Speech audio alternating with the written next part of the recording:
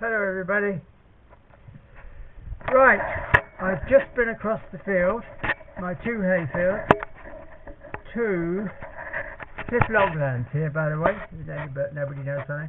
This is the carving box, by the way. This is when I fixed my camera. So I've just been over to cut out from our hedge a great big pole because I want to put electric wire up. We've had an explosion of growth. I mean, look at my rose garden. Look, as I've had a bushwhacker, I haven't been able to clear between the rose bushes, but it's one big mass. Now look at this. Look, that's incredible. That elder. Right. This is an educational video on hay fields before they're cut. Now this field, which is in front of this straw yard where I keep Icarus and Dance in the winter, this field, this year I had to graze. Normally I shut the hay fields up in end of the year, beginning of January. So I don't know whether you can see, I hope you can. It's got a really good bottom because we turned the horses in here because we didn't have any grass at the beginning of the year. In the other fields they'd eaten it all off over the winter, and I turned them in this hay field here in beginning of January right the way through to the end of March, beginning of April. Took them out for 2 weeks, it still didn't grow, and then put them in here for another couple of weeks. So we're talking about end of April, beginning of May. Now that's a good example. We've got a good bottom, so we've got loads of clover, red clover, white clover, very, very little grass. That's what we've got. So they've poached they poached it because we had a lot of rain, and I left them in here for a week, and we didn't get the growth. So I'm walking through clover. Really, this is going to be clover hay, which is absolutely amazing. But I'm going to have to keep these bales for rationing. Normally I let them get on a bale and just let them have it. Now here is where the deer were last night. It's another thing to show you where they've been laying down.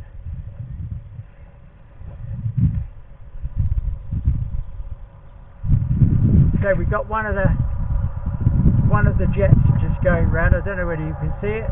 They come over and practice. Oh no, he's there. He's flying low, but you can just about see him through the trees. I can anyway. Anyway, back to the hay. So we've got a good lot of grass here in this bit, and the deer were here last night.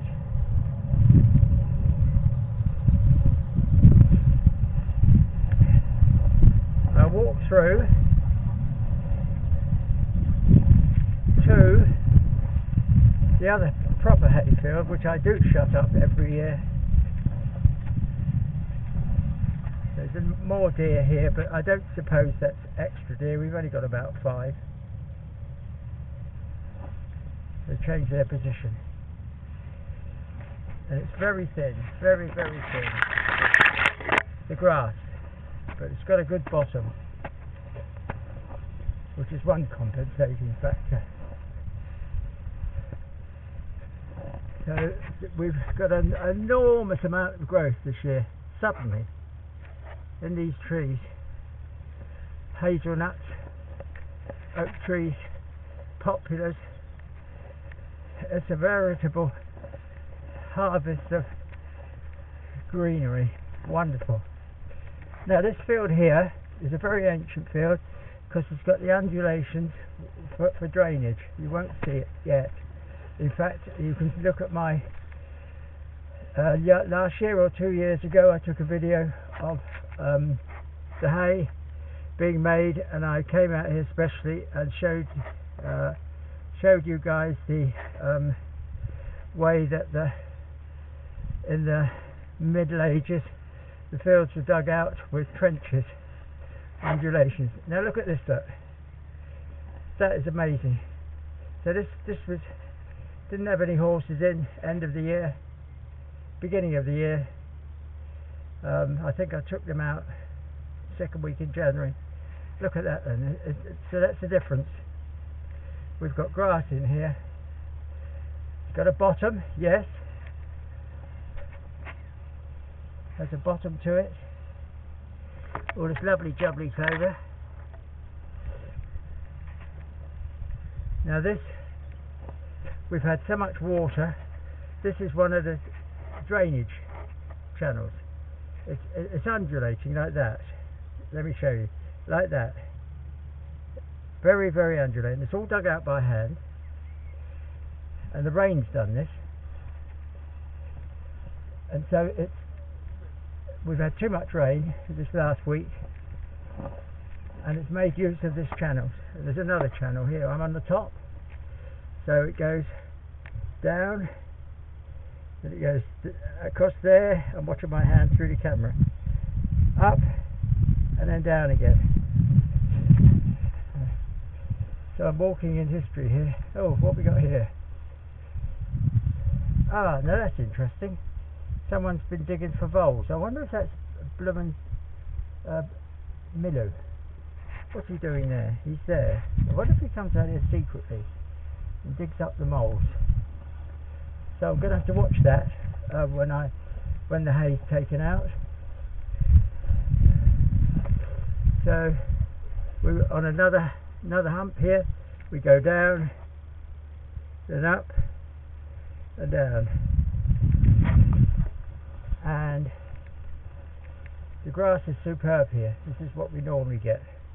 So from a disaster at the beginning of the year to now, we haven't got a disaster. So the seasons, I've always been dubious of it, but I think now the seasons have changed by about 6 weeks,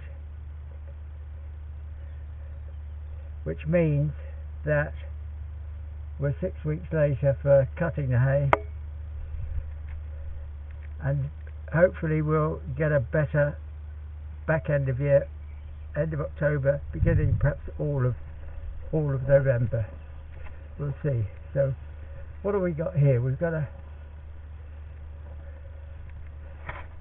oh right, so we've got a track here, and here's where the deer were, not necessarily last night. It doesn't look like it's last night, perhaps the night before. So we're other side of that hedge is the deer park now. I've put a video on, like which showed the clearing of the park area, I call. You won't see it on internet at the moment because my photograph video page won't go over onto either Facebook or YouTube. So eventually it will do when I can get up to Calne. I've got to go to the main dealers for the computer, which is a Macintosh, and we don't do Macintoshes around here. We only do Windows 10. You'll have to go to Calne. If you can imagine people talking in French to me like that in the shops. Anyway, as I was saying, the other side of that hedge is the deer park. No, yeah, the park, the deer park. And that is where the reservoir pump house is. And then we come round and the house is just the other side of those trees there. So that's a little bit of education on hay and when to take the horses out and when to stop grazing. And the other thing I have found out last week before, I was reading an article on laminitis, and they were talking about lactose, which is sugar, and you're supposed to, if you haven't had fertilizer on your pasture, you're more prone to laminitis because the sun pulls up the sugars right up into the grass, which is why you shouldn't feed it to the horses when the sun is out and during the day. Wait till the dark time and let them into that field at night, which is interesting. And then the comment was, with fertilizer, nitrogen fertilizer, you do not get the sugars up into the leaf, because the fertilizer just gives growth, so the lactose isn't there. Now that I thought was an interesting subject. So it'll all be on the internet, so give it a go, everybody. Anyway, that's all I've got to say. I've got to get on, because that big pole I took out, that hazel pole, it's got to go above some bushes at the back of the stables. Cool. We've got loads of butterflies here. There's one down there. What is it? What is it? There he is. There he is, isn't it? Ooh. Anyway, I've got to put a fence. The Minnow, stop digging. It is him, isn't it? I've got to put a fence up, electric fence, right up above the trees, and that's why I cut this hazel pole out. Yeah, it's full of butterflies. So there we are. I don't use fertilizer.